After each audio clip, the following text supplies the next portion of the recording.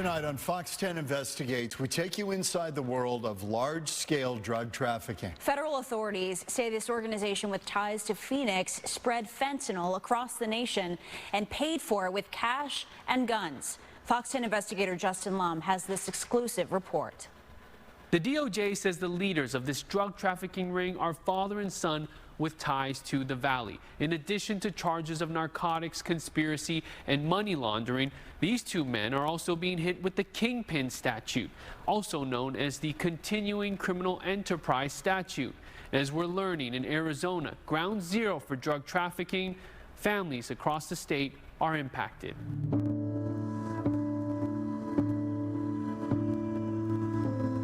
How much do you miss her? Oh, I miss her so much every day. I miss her laugh. She was very sarcastic. She was always laughing, always making jokes. She was just super fun. She just lit up everybody's life. Danya Ayers doesn't miss a chance to tell her daughter's story because she's no longer here. In June 2019, she warned 16-year-old Hannah Parrott about the dangers of buying pills off the street. She actually said I would never, be stupid enough, which were her words. I'm not stupid enough to go out and buy something if I'm not going to do that because I know better. But Hannah ultimately bought what she believed were 3 Adderall pills. An hour later, Hannah overdosed and was rushed to Phoenix Children's Hospital.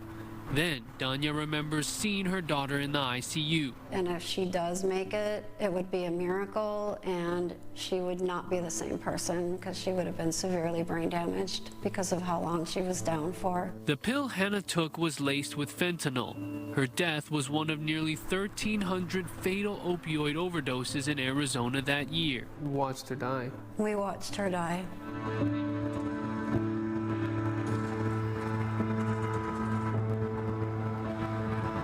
Where does our state stand amongst drug trafficking nationwide? We are ground zero for drug trafficking right here.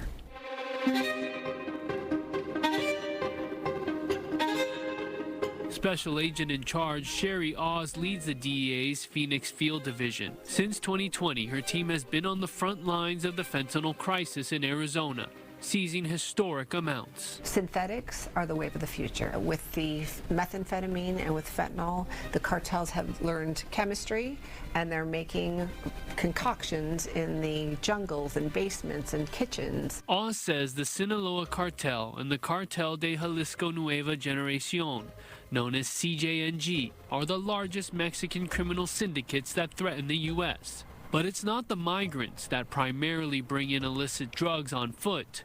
Couriers or mules drive through legal ports of entry at the southern border to bring drugs into Arizona. Authorities also seize drugs at airports like Phoenix Sky Harbor, discovering the products hidden in checked luggage and containers, by land and by air.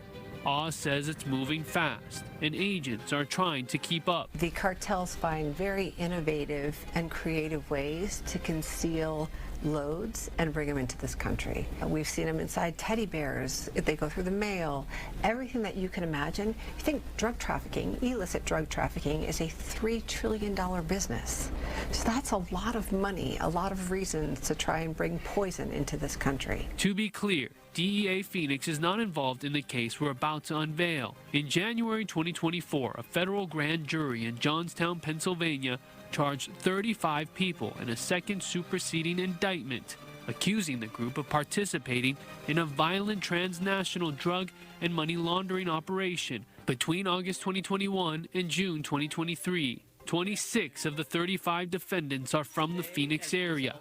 A wiretap investigation by the FBI led to the discovery of the alleged drug ring. This is 55-year-old Marcos Monarez Mendoza.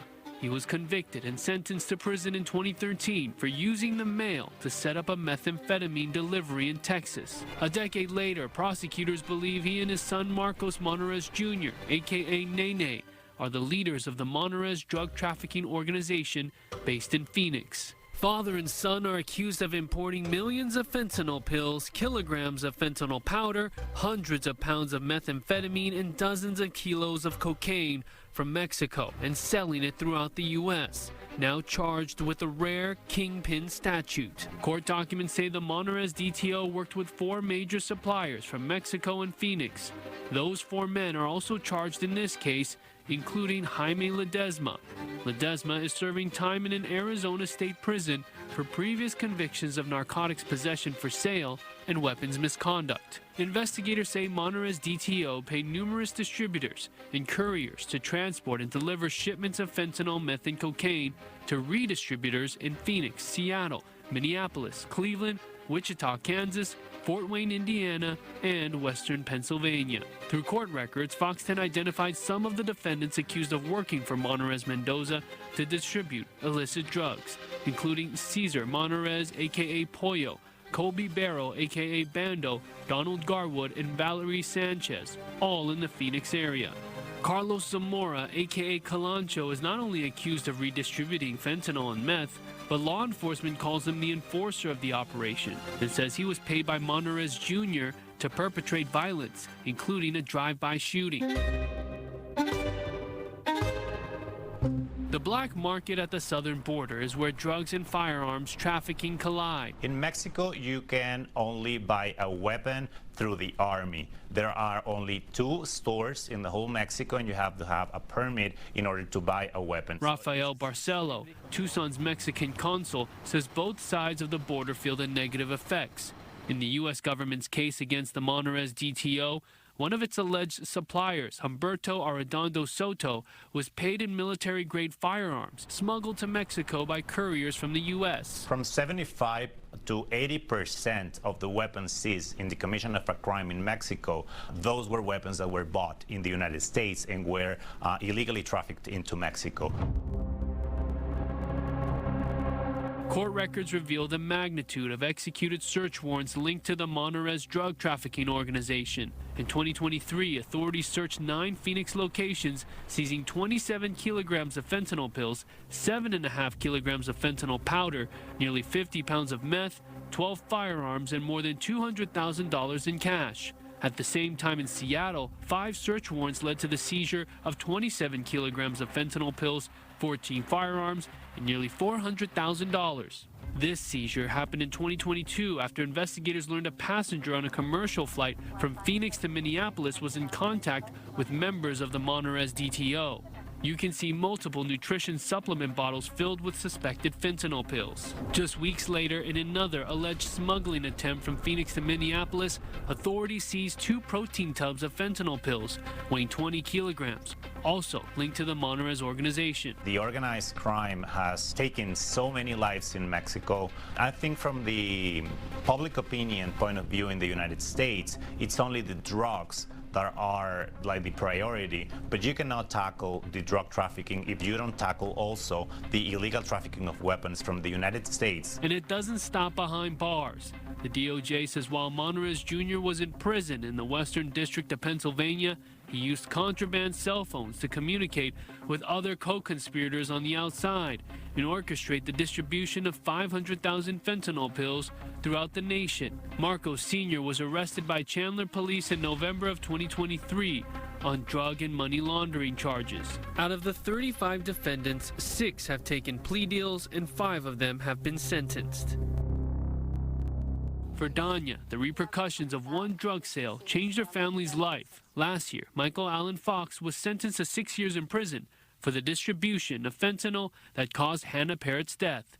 Fox is not linked to the Monterrez DTO. The sentencing was only 6 years, so we don't feel like that was the justice that she deserved. Meanwhile, the DEA says fentanyl seizures in Arizona have started to decline. Danya makes it her mission to educate parents about the fears of fentanyl and to watch out for the signs before it's too late. To watch your child die or to hear that your child is gone. So that's what I really want to try to get out there. Is you never forget it, it never goes away, and it never stops hurting to lose your child like that. As for the rare Kingpin statute, a sentence for a conviction carries the mandatory minimum of 20 years in prison and the maximum of life in prison. I'm Fox 10 investigator Justin Lum.